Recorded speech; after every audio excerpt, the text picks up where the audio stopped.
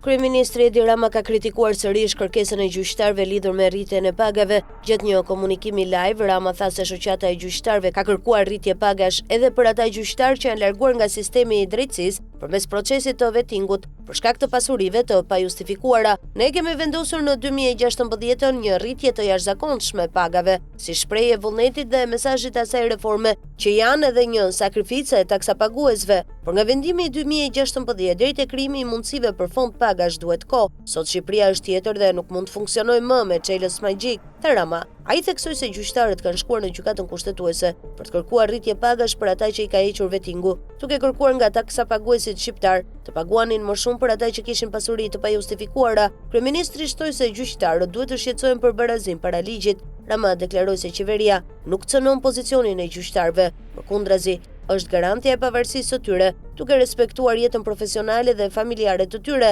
Kryeministri cilësoi reagimin e shoqatës së gjyqtarëve si të papranueshëm dhe të paprecedent në historinë e Europës, duke i quajtur një përpjekje për të imponuar vendime mbi kuvendin dhe qeverinë përmes pushtetit gjyqësor. Ai u shpreh i irrituar me kërkesën dhe arsyetimin e shoqatave, duke thënë se nuk janë parti politike dhe nuk mund të japin opinione publike mbi pagat. Rama akuzoi dy shoqatat që bën kërkesën në gjykatën kushtetuese. Njëra rezulton e pezulluar nga Qendra Kombëtare e Biznesit, ndërsa tjetra nuk është fare e regjistruar. Ai tha se këto shoqata kanë tentuar të përfitojnë financiarisht nga procesi gjyqësor dhe nuk duhen marrë si referencë ligjore.